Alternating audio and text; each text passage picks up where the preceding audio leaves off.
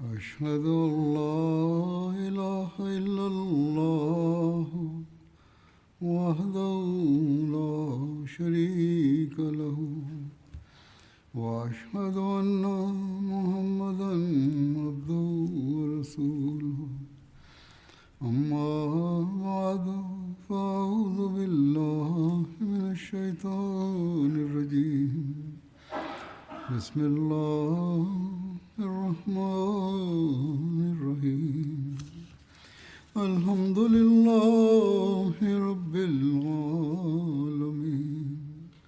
الرحمن الرحيم مالك يوم الدين إياك نعبد وإياك نستعين اهدنا الصراط المستقيم صراط الذين أنعمت عليهم غير المغضوب عليهم ولا الضالين.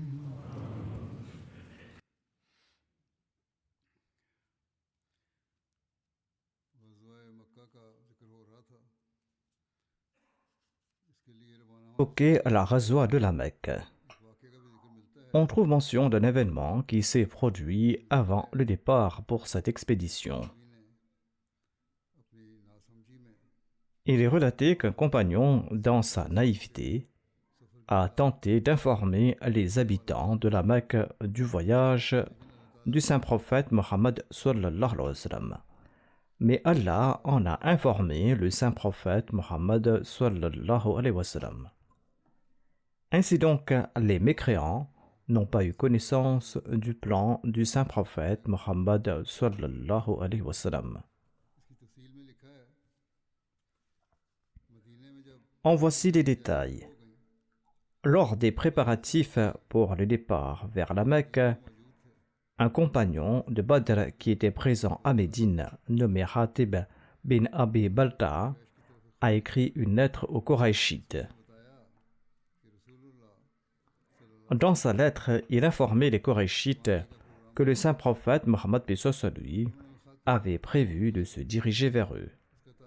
Il a confié la lettre à une femme.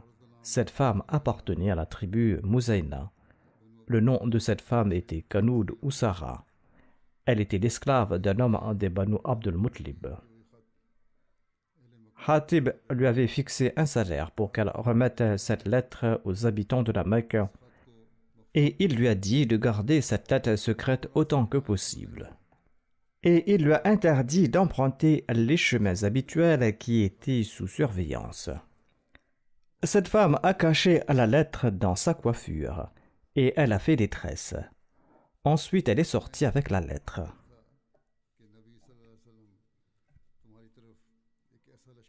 Il est écrit dans cette lettre que le prophète sallallahu alayhi wa sallam venait avec vous avec une armée qui ressemblait à la nuit. C'est-à-dire qu'il s'agit d'une très grande armée. Il arrive à toute vitesse tel un torrent impétueux. Et je jure par Allah que même s'il venait seul vers vous, Allah l'aiderait assurément contre vous. Et Allah tiendra la promesse qu'il a faite à son prophète sallallahu alayhi wa sallam. Préparez-vous donc.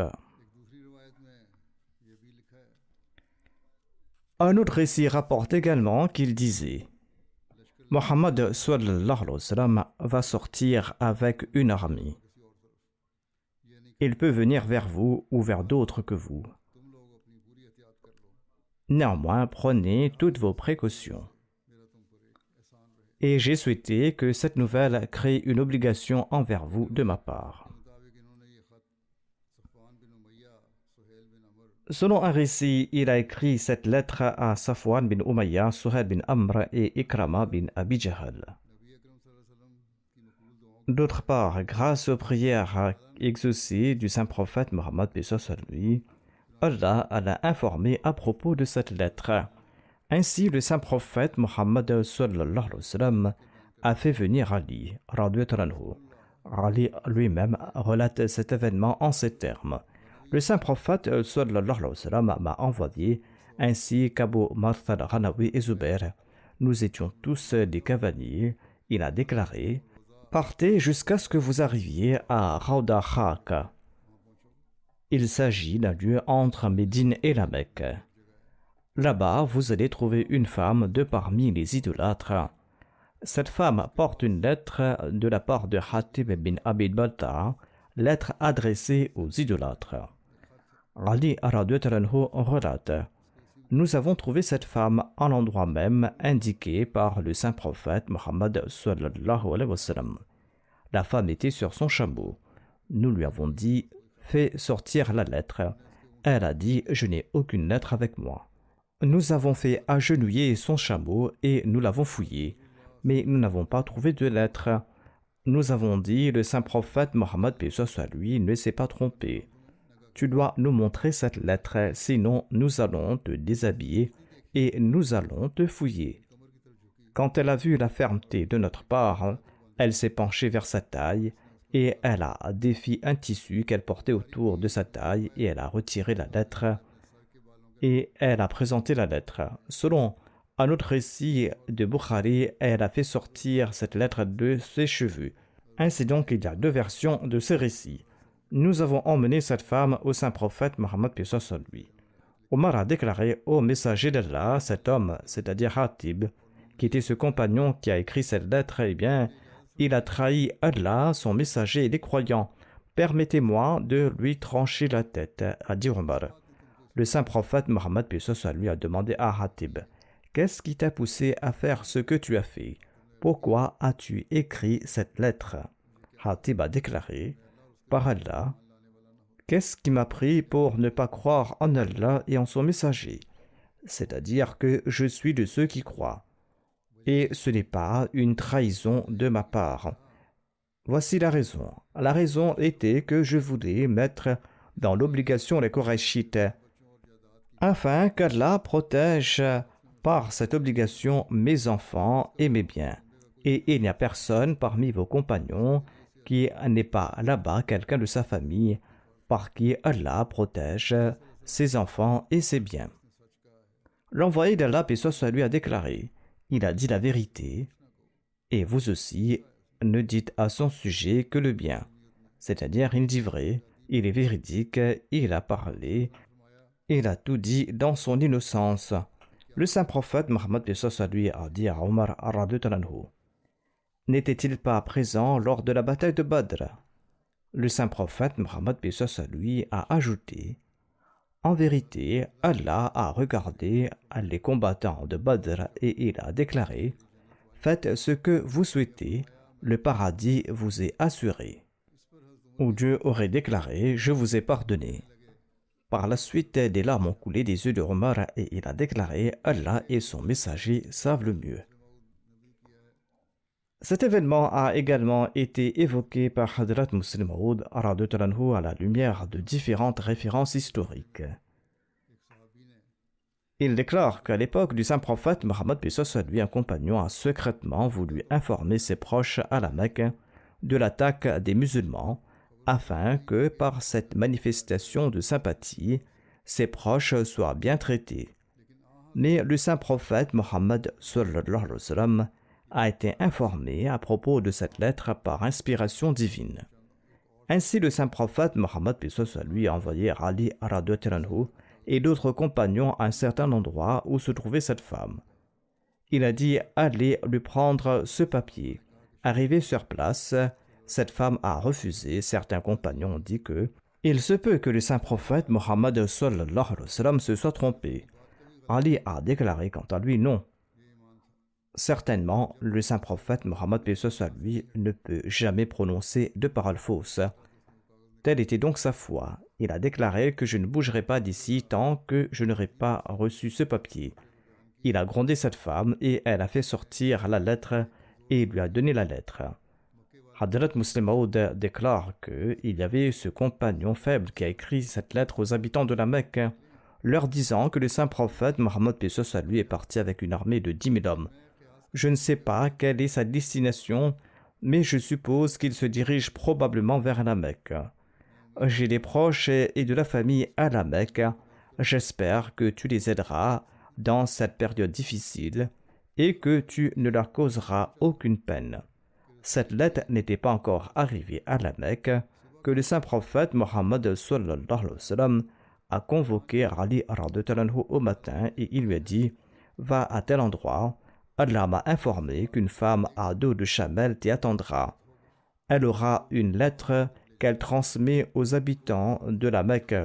Tu dois récupérer cette lettre et tu dois venir immédiatement ici vers moi. » Lorsqu'il partait, le saint prophète a déclaré « Attention, c'est une femme, ne soyez pas dur envers elle.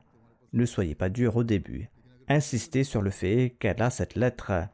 Mais si elle ne cède pas et que tes efforts et tes conseils sont vains, alors l'autre option est de recourir à la fermeté. Et si cela implique de la tuer, eh bien vous pouvez le faire. Mais la lettre ne doit en aucun cas partir. La lettre est très importante, il faut l'intercepter. C'est ainsi que Ali est parti là-bas. La femme était là-bas, elle s'est mise à pleurer et à jurer. Elle a dit « Suis-je une traîtresse, une menteuse? Qu'est-ce que je suis? Fouillez-moi. » Alors, ils ont regardé autour, ils ont palpé ses poches, ils ont examiné ses affaires, mais n'ont pas trouvé la lettre. Les compagnons ont déclaré « On dirait qu'elle ne possède pas cette lettre. » Ali, quant à lui, s'est emporté.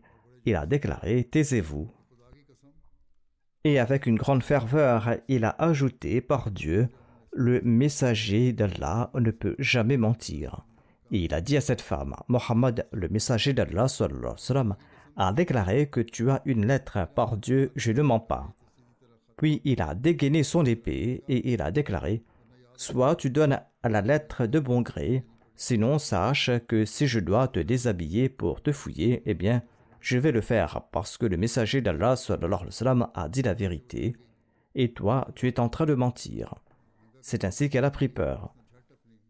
Ainsi donc, lorsqu'on l'a menacée de la dénuder, eh bien, elle a ouvert ses tresses et de ses tresses, elle a fait sortir la lettre et elle a remis la lettre. Elle l'avait cachée dans ses cheveux. En tout cas, après cela, le saint prophète Mohammed sallallahu alayhi wa sallam a entamé son voyage. Il est dit que lors du départ du saint prophète Mohammed paix soit lui de Médine, il a désigné Abu Urham Kulthum bin Hussein Ghafari comme son adjoint à Médine. Selon Ibn Ishaq, le saint prophète paix soit lui est parti avec les Muhajirin, les Ansar et des groupes d'Arabes. Et 10 jours du mois du Ramadan s'étaient écoulés. Cependant, selon un récit de Musnad Ahmad bin Hanbal, le saint prophète paix soit lui a quitté Médine le 2 du mois Ramadan. L'exégète d'Al-Bukhari Alama ibn Hajar a privilégié le récit évoquant la date du 2e jour du Ramadan. Quoi qu'il en soit, lors de ce voyage, certains étaient à cheval, d'autres étaient à dos de chameau. Quand l'armée sous la direction du saint prophète paix soit lui a quitté Médine, elle comptait environ 7400 braves guerriers. Ce nombre a augmenté avec l'ajout de différentes tribus comme les Banu Asad et Sulaim. Finalement, sur la route de la Mecque, l'armée a atteint le chiffre de 10 000 hommes. Arrivé à Sulsul, une montagne au-delà de Dhul Khalafa, près de la colline de Baydoua, le saint prophète Mohammed paix soit lui a envoyé Zubair bin al-Awwam en avant avec 200 cavaliers. Certains livres mentionnent que l'armée comptait 12 000 hommes, mais la plupart des récits rapportent un nombre de 10 000, ce qui semble plus exact. Hadrat Muslim Maud a relaté cet événement en expliquant que le saint prophète Mohammed sallallahu alayhi wa sallam avait dans l'intervalle envoyé des messagers aux tribus musulmanes environnantes. Une fois que les informations furent parvenues et que les tribus musulmanes étaient prêtes et qu'elles marchaient vers la Mecque, se joignant à la procession en cours de route, le saint prophète Mohammed sallallahu alayhi wa sallam ordonna aux habitants de Médine de s'armer. Le 1er janvier de l'an 630 après Jésus-Christ, soit le 10 Ramadan de l'an 8 de l'Hégire, cette armée est partie de Médine. En chemin, des tribus musulmanes de toutes parts sont venues se joindre à elle. Hazrat Muslim Maud a également cité la date du 10 Ramadan. Après avoir parcouru seulement quelques étapes, lorsque cette armée est entrée dans le désert de Pharaon, son nombre a atteint, conformément à la prophétie du prophète Salomon, 10 000. Salma, parmi les nobles épouses du saint prophète Mohammed sallallahu alayhi wa sallam, accompagnait l'envoyé d'Allah, paix soit lui, lors de ce voyage. Selon certains récits, Maïmouna, la mère des croyants, était également présente lors de ce voyage. Selon un récit d'Al-Bukhari, Fatima, la fille du saint prophète Mohammed, paix soit lui, était également du voyage. Ce voyage a eu lieu au cours du mois du Ramadan. Les récits indiquent que l'envoyé d'Allah, paix soit lui, a jeûné les premiers jours du voyage.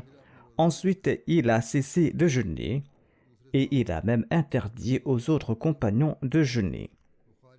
Il est rapporté dans le Sahih al-Bukhari qu'Ibn Abbas a déclaré: le messager d'Allah sallallahu alayhi wa sallam est parti en campagne pour la conquête de la Mecque au cours du mois de Ramadan. Le messager d'Allah sallallahu alayhi wa sallam jeûnait. Lorsqu'il est arrivé à la source d'eau à Qadid, qui se trouve entre Qudayd et Usfan, à 42 milles de la Mecque, eh bien, le saint prophète Mohammed paix soit sur lui a rompu son jeûne.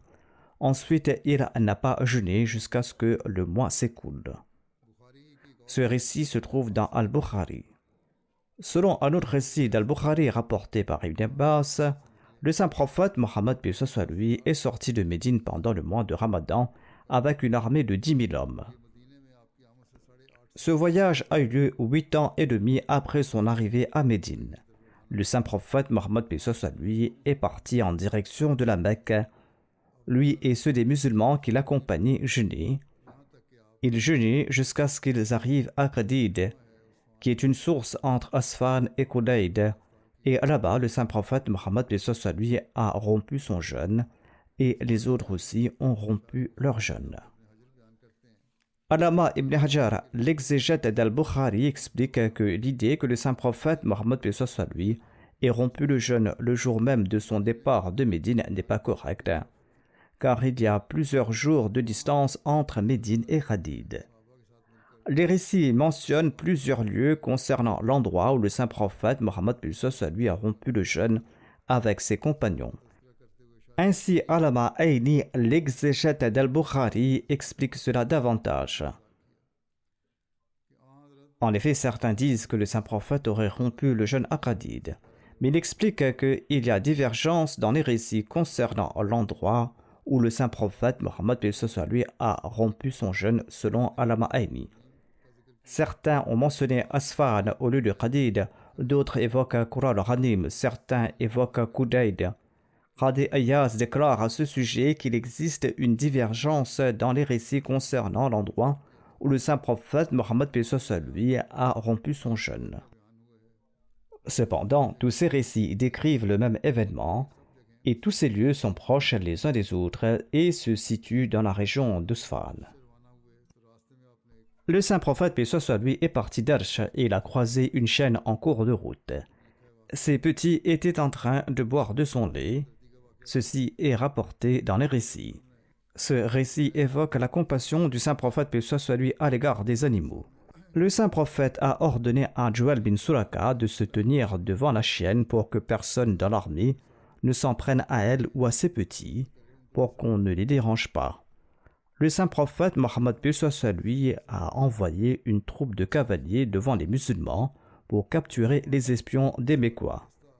Et les Banu Khuza'a ne laissaient personne passer sur la route, c'est-à-dire l'autre tribu alliée des musulmans avait aussi bloqué le passage. La troupe envoyée par le saint prophète Mohammed paix soit lui a capturé un espion des Hawazin et ils ont rapporté cet espion au saint prophète. Celui-ci l'a interrogé et l'espion a répondu que les Hawazin se rassemblaient contre le saint prophète Mohammed paix soit lui. Le saint prophète a déclaré « Allah nous suffit » et Allah est le meilleur des protecteurs. Le saint prophète Mohammed paix soit lui a ordonné à Khalid bin Walid de retenir cet espion afin qu'il n'aille pas avertir les gens. Et quand il est arrivé à Qudayd, les Banu Sulaym au nombre de 1000 ont rejoint le saint prophète Mohammed sallallahu alayhi wa sallam. Et le saint prophète paix soit lui a attaché les bannières et les drapeaux et il a distribué ces drapeaux parmi les tribus. À la préparation de l'armée du saint prophète paix soit lui dans la plaine de Qudayd s'est faite sur la base tribale. Pour chaque tribu, un homme de cette même tribu a été désigné comme officier. L'envoyé d'Allah a divisé les Ansar en 12 groupes sur une base familiale. 10 détachements étaient issus des Aws et 6 des Khazraj. Les Muhajiroun avaient 3 étendards portés par Ali bin Abi Talib, Zubair bin al-Awwam et Saad bin Abi Waqqas. On trouve également lors de ce voyage d'un certain Abu Sufyan bin al-Harith. Il s'agit en fait d'un autre Abu Sufyan et pas Abu Sufyan bin Harb. Et on trouve aussi mention de Abdullah bin Abi Umayya. Tous deux s'étaient convertis à l'islam lors de ce voyage du saint prophète Mohammed paix soit sur lui. Abu Sufyan bin al-Harith était quant à lui le cousin et le frère de lait du saint prophète Mohammed paix soit sur lui. Abu Sufyan bin al-Harith a quitté la Mecque avec son fils Jafar et avec Abdullah bin Abi Abdullah bin Umayya al-Mughira, et ils ont rencontré le saint prophète Mohammed paix soit sur lui à l'endroit nommé Thaniyatul Uqab, un lieu qui se situe entre la Mecque et Médine. Ces deux-là étaient naguère de farouches ennemis du saint prophète Mohammed paix soit sur lui, c'est pourquoi ils n'ont pas osé se présenter directement devant le saint prophète. Salma, l'épouse du saint prophète Mohammed paix soit sur lui, et la sœur d'Abdullah bin Abi Umayya, a informé le saint prophète que son cousin, c'est-à-dire Abu Sufyan bin al-Harith, et ainsi que son cousin Germain et son beau-frère Abdullah souhaitaient le rencontrer. L'envoyé d'Allah paix soit lui a déclaré que je n'ai pas besoin de les rencontrer. Mon cousin m'a insulté, a déclaré le saint prophète Mohammed paix soit lui. En effet, il était un poète et il ridiculisait le saint prophète Mohammed paix soit lui dans ses vers. Et le saint prophète a dit: Abdullah m'a tourmenté à la Mecque. Son hostilité était extrême, comment pourrais-je les rencontrer? Lorsque cette parole du saint prophète Mohammed paix soit lui est parvenue à Sufyan bin al-Harith, il fut submergé par l'émotion. Il a déclaré que si Mohammed n'est pas satisfait de moi et ne me permet pas de le rencontrer, eh bien je partirai dans le désert avec mon enfant, c'est-à-dire le fils avec lequel je suis venu, jusqu'à ce que je meure de faim et de soif. Lorsque cette parole parvint au saint prophète, il les appela tous les deux, et il leur accorda l'honneur de le rencontrer. Immédiatement, son cœur s'est adouci. Ils embrassèrent tous deux l'islam et leur conversion fut des plus exemplaires. Concernant Abu Sufyan bin al-Harith, comme je l'ai dit, il ne s'agit pas d'Abu Sufyan bin Harb. L'histoire de l'islam compte 2 figures notables portant le nom d'Abu Sufyan. Il y a Abu Sufyan, le chef des Qurayshites de la Mecque, qui était l'époux de Hind, celle qui avait mâché le foie de Hamza. Le premier est connu sous le nom de Abu Sufyan bin Harb. Le second est Abu Sufyan bin al-Harith bin Abdel Muttalib, qui était le cousin du saint prophète Mohammed sallallahu alayhi wa sallam. Les historiens se trompent parfois en raison de la similitude des noms et mentionnent Abu Sufyan bin Harb au lieu de Abu Sufyan bin al-Harith. Par exemple, il est dit que lors de la bataille de Hunayn, lorsque les musulmans ont été pris de panique, eh bien Abu Sufyan tenait la bride ou l'étrier du mulet du saint prophète Mohammed paix soit lui. Il se tenait devant le saint prophète Mohammed paix soit lui et Abu Sufyan tenait les rênes ou l'étrier du mulet du saint prophète Mohammed paix soit lui. Certains historiens pensent qu'il s'agissait d'Abu Sufyan bin Harb. Cependant, d'autres historiens disent que ce n'était pas Abu Sufyan bin Harb, mais Abu Sufyan bin al-Harith. Il était le frère de lait du saint prophète Mohammed sallallahu alayhi wa sallam, car Halima Saïda l'avait aussi allaité. Abu Sufyan bin al-Harith aimait beaucoup le saint prophète Mohammed paix soit sur lui, mais lorsque le saint prophète s'est proclamé prophète, il est devenu un adversaire et un opposant farouche de l'envoyé d'Allah. Il était considéré comme un des grands poètes de la Mecque, et en raison de cette opposition, il a écrit de nombreux poèmes satiriques offensant le saint prophète Mohammed paix soit sur lui. Hassan bin Thabit répondait à ces satires, et quand il disait dans ses poèmes « Transmettez cela à Abu Sufyan », il faisait généralement référence à Abu Sufyan bin al-Harith. Il est rapporté dans Tarikh al-Khamis qu'Abu Sufyan s'est présenté devant le messager d'Allah paix soit sur lui, et il a déclaré « Tallahi laqad atharaka Allahu alayna wa in kunna la khatu'in » Il s'agit du verset 92 de la sourate Yusuf. Tallahi laqad atharaka Allahu alayna wa in kunna la khati'in. Par Allah, assurément, Allah t'a accordé la supériorité sur nous, et nous avons sans doute été des pécheurs. Sur ce, l'envoyé d'Allah sallallahu alayhi wa sallam a dit à Abu Sufyan: La tathriba alaykum al-yawm, yaghfirullahu lakum, wa huwa arhamur rahimin. Aucun blâme ne pèsera sur vous ce jour, qu'Allah vous pardonne. Il est le plus miséricordieux de tous ceux qui font miséricorde. Selon le récit, Ali aurait dit à Abu Sufyan de se présenter devant le saint prophète Mohammed lui et de demander pardon en prononçant cette phrase. Le récit rapporte qu'à ce moment-là, Abu Sufyan n'osait pas lever la tête par pudeur et par honte lorsqu'il s'est présenté devant le saint prophète Mohammed lui. Quoi qu'il en soit, Abu Sufyan bin Harith, qui auparavant composait des poèmes satiriques contre le saint prophète Mohammed lui, a vu toute sa poésie se remplir d'amour et de dévotion pour le saint prophète Mohammed lui après sa conversion à l'islam. Et après s'être converti à l'islam, il a écrit un poème à la louange du saint prophète Mohammed lui. Abu Sufyan bin al-Harith faisait partie de ces quelques personnes qui ressemblaient au saint prophète Mohammed lui. Le saint prophète Mohammed lui a annoncé le paradis. Il comptait parmi les meilleurs compagnons. Son islam fut excellent.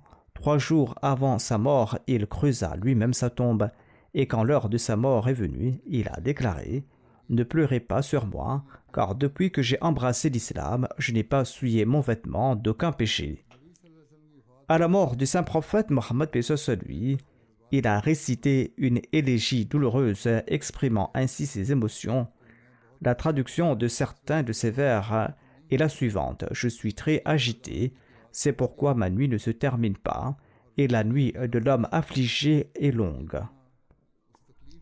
Les larmes m'ont soulagé, et ces larmes ne sont rien comparées à la douleur qui a frappé les musulmans. La soirée où l'envoyé d'Allah, paix soit lui, est décédé, eh bien, notre malheur fut encore plus grande et plus lourde. Il se peut que notre terre, en raison de ce malheur qui l'a frappé, se retourne sur nous. Puis, il a écrit que la révélation a cessé suite au décès du saint prophète Mohammed sallallahu alayhi wa sallam. Le Coran que Gabriel a porté matin et soir a cessé de descendre. Ensuite, il s'adresse à Fatima dans ce poème en disant: Ô Fatima, si tu pleures en cette occasion, tes pleurs sont justifiés, et si tu ne pleures pas, c'est également la bonne façon d'agir. Alors trouve refuge dans la patience, car il y a en cela une récompense de la part de Dieu et une immense grâce. Et mentionne les mérites de ton père, le messager d'Allah, sallallahu alayhi wa sallam, et ne te lasse pas de le louer, car toute louange que tu pourrais lui adresser ne saurait rendre compte de son véritable mérite.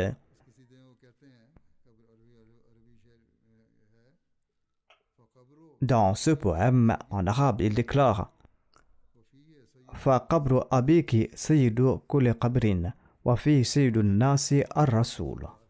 Ô Fatima, la tombe de ton père est la maîtresse de toutes les tombes, car en elle repose le noble messager, le maître de tous les hommes.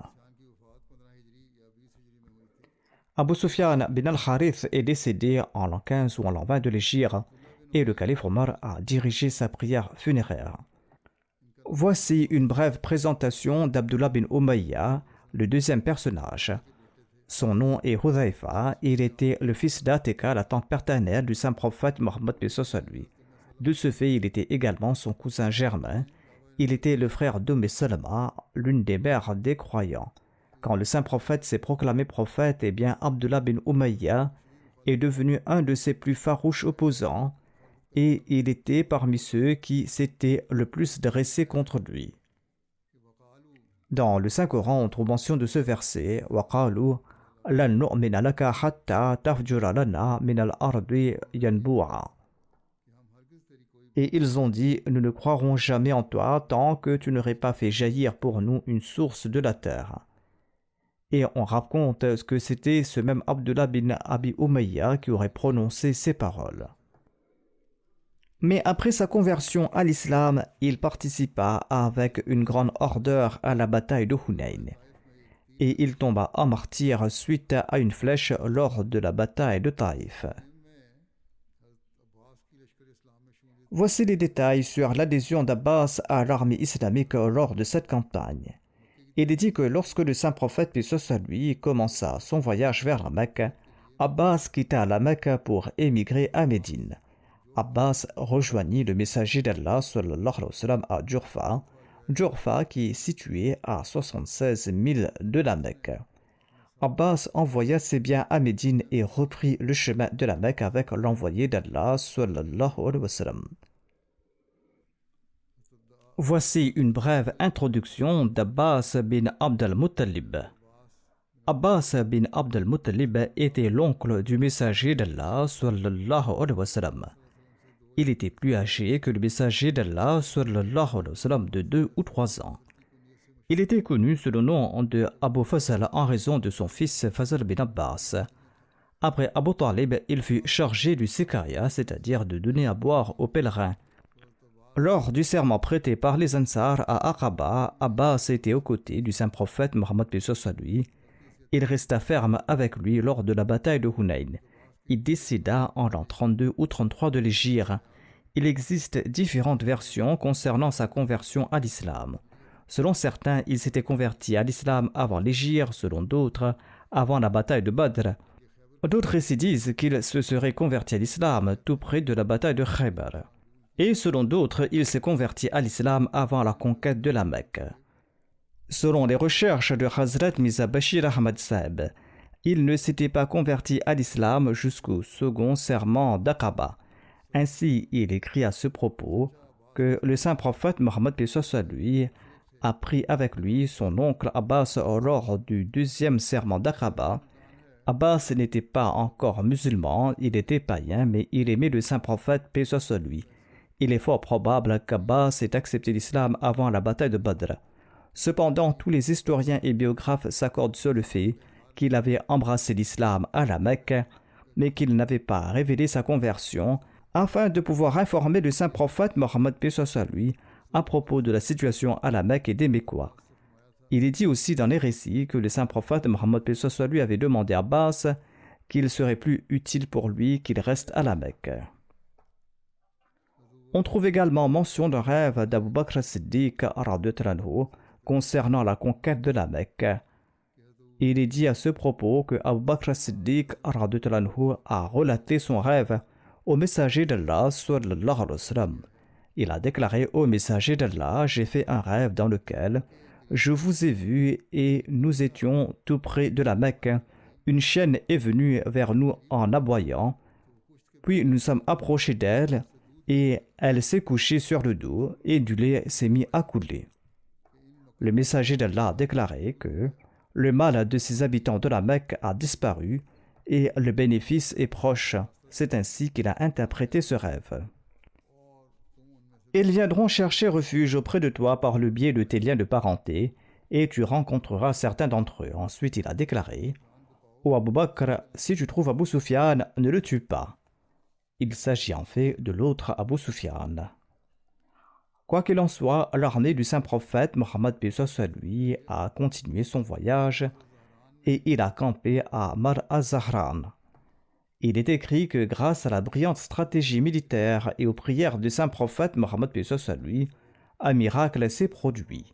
Une armée de 10 000 hommes a parti de Médine après avoir parcouru environ 400 km a installé son camp à 5 000 de la Mecque sans que ses habitants, c'est-à-dire les habitants de la Mecque, n'en aient la moindre idée. Le saint prophète Mohammed paix soit lui a campé à Mar az-Zahran à l'heure de la prière d'Isha. C'est un lieu qui est situé entre la Mecque et Ousfan à 5 000 de la Mecque. Le saint prophète Mohammed paix soit lui a ensuite ordonné à ses compagnons d'allumer 10 000 feux et il a désigné Omar pour prendre soin de l'armée. Hazrat Muslim Maud a écrit à propos de l'armée islamique et comment Elle a pu atteindre la Mecque sans que personne n'en soit au courant. On relate que dans l'histoire, hormis lors de la bataille du Fossé, aucune armée aussi importante n'avait jamais été préparée dans l'histoire de l'Arabie. L'armée des Ahzab comptait 10 à 12 000 personnes, ce qui était donc le deuxième exemple dans l'histoire arabe d'une armée aussi importante. Mais une armée aussi importante est sortie de Médine sans que personne ne le sache.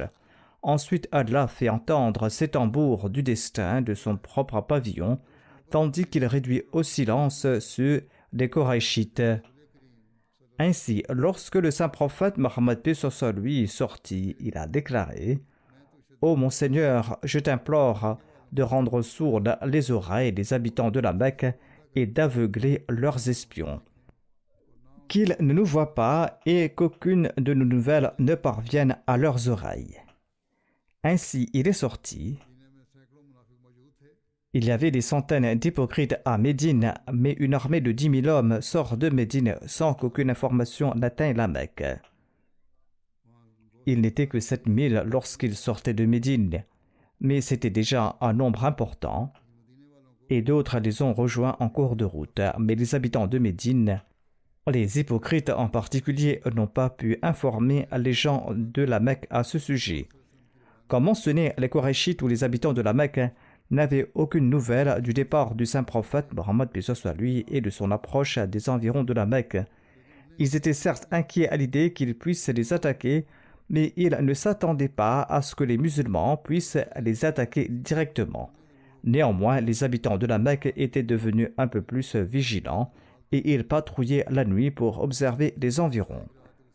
Une nuit, Abu Sufyan patrouillait ainsi avec 2 chefs de la Mecque, dont Hakim bin Hizam et Budayl bin Warqa.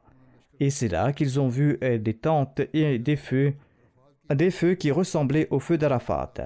Et ils ont commencé à conjecturer entre eux, se disant que ce devait être les Banu Ka'b, c'est-à-dire les Khouza, en se disant que la récente bataille les avait rendus furieux. Ainsi donc, ils faisaient des suppositions. Ensuite, ils se sont dit que leur nombre n'était pas aussi important. Ce n'était pas possible.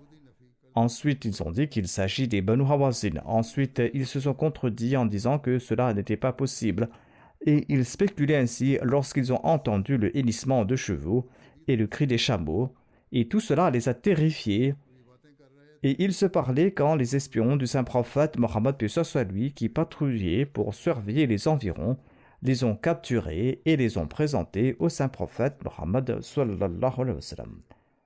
Selon un récit, Allah avait informé le saint prophète Mohammed paix sur lui de l'approche d'Abu Sufyan par une révélation. Abu Layla rapporte: Nous étions avec le saint prophète Mohammed paix sur lui à Mar al-Zahran. L'envoyé d'Allah paix sur lui a déclaré: Abu Sufyan est à Arak qui est une vallée tout près de la Mecque. Il a dit: partez et allez le chercher. Les compagnons déclarent que nous sommes partis et nous l'avons capturé. Ibn Uqba a écrit qu'Abu Sufyan, Hakim bin Hizam et Budayl bin Warqa n'ont eu aucune nouvelle jusqu'à ce que le groupe de compagnons que l'envoyé d'Allah paix sur lui avait envoyé en tant qu'espion ne les rattrape. Ils ont saisi les rênes de leurs chameaux. Abu Sufyan et les autres ont demandé: Qui êtes-vous? Ils ont déclaré: Voici le messager d'Allah sallallahu alayhi wa sallam et ses compagnons qui sont là. Abu Sufyan a déclaré: Est-il déjà arrivé qu'une si grande armée descende au milieu d'un peuple sans qu'il ne le sache? Comment une si grande armée est-elle arrivée ici sans que nous le sachions? Selon un autre récit, quand le saint prophète Mohammed paix sur lui est arrivé à Mar al-Zahran, le cœur d'Abbas s'est adouci pour les habitants de la Mecque. Il a enfourché la mule blanche du messager d'Allah nommé Shahba et il est arrivé à Arak. Et il s'est dit qu'il pourra informer les habitants de la Mecque de l'arrivée du saint prophète Mohammed paix sur lui, afin qu'ils puissent lui demander sa protection avant qu'il n'entre dans la Mecque par force. Il était en train de penser à ce sujet lorsqu'il a entendu les voix d'Abu Sufyan, de Hakim bin Hizam et de Budayl bin Warqa. Abu Sufyan disait: Je n'ai jamais vu un feu ou une armée pareille. Budayl disait: Par Allah, c'est le feu des gens de Dieu. Le désir de guerre a enflammé leurs sentiments. Abu Sufyan a déclaré: par Dieu, ces hommes de Dieu sont faibles et peu nombreux. Il est impossible que ce soit le feu ou l'armée des musulmans. Abbas a entendu leur voix, il les a reconnus, et Abu Sufyan l'a également reconnu. Abbas a présenté Abu Sufyan au saint prophète Mohammed à lui, tandis que ses deux compagnons sont retournés de là. Il a pris Abu Sufyan tout seul, laissant les autres compagnons. Un autre récit rapporte également qu'Abbas les a présentés tous trois auprès du messager d'Allah sallallahu alayhi wa sallam. Ainsi donc, il existe deux types de récits à ce propos. Hadrat Muslim Maud a mentionné cet épisode en ces termes. D'un côté, cette armée de musulmans marchait vers la Mecque et de l'autre, les habitants de la Mecque étaient de plus en plus terrifiés par ce silence qui planait dans l'air. Finalement, ils se sont concertés et ils ont persuadé à nouveau Abu Sufyan de sortir de la Mecque pour découvrir ce que les musulmans voulaient faire. À une étape de la Mecque, Abu Sufyan a trouvé la nuit du désert illuminée par le feu. Le saint prophète Mohammed lui avait ordonné que des feux soient allumés devant toutes les tentes des soldats musulmans. Dans le désert, ce spectacle des feux devant les tentes de 10 000 personnes était terrifiant. Abu Sufyan a demandé à ses compagnons: qu'est-ce que c'est? Est-ce qu'une armée est descendue du ciel? Car aucune tribu arabe n'a une armée aussi grande. Ses compagnons ont cité les noms de différentes tribus arabes, mais Abu Sufyan a répondu: non, non, aucune tribu arabe ne peut avoir une armée aussi grande. Il était en train de parler quand une voix est sortie de l'obscurité en disant Abu Hanzala. Abu Hanzala était le surnom d'Abu Sufyan. Abu Sufyan a dit: Abbas, qu'est-ce que tu fais ici? Il a répondu: l'armée de Mohammed, le prophète d'Allah sallallahu alayhi wa sallam, est en vue. Et si vous ne prenez pas rapidement des mesures, la défaite et l'humiliation sont tout à fait prêtes pour vous. C'est-à-dire accepter à la réconciliation. Quoi qu'il en soit, je vais présenter d'autres détails à ce propos à l'avenir. Il y a nombre de détails à présenter à ce sujet, je vais en mentionner à l'avenir, Inch'Allah. Comme je l'ai dit toujours, continuez à accorder de l'attention aux prières, qu'Allah protège le monde des troubles et qu'Allah améliore la situation actuelle fluctuante, afin que la situation évolue vers le mieux et non vers davantage de destruction.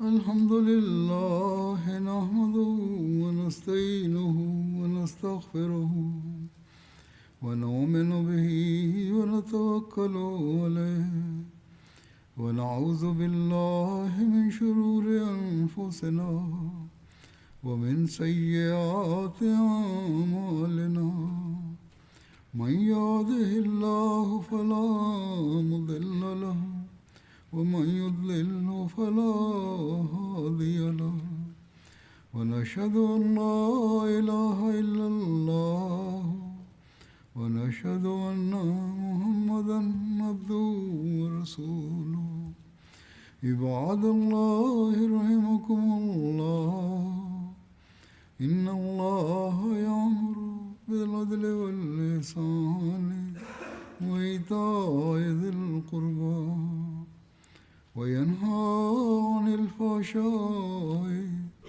والمنكر والبغي يعظكم لعلكم تذكرون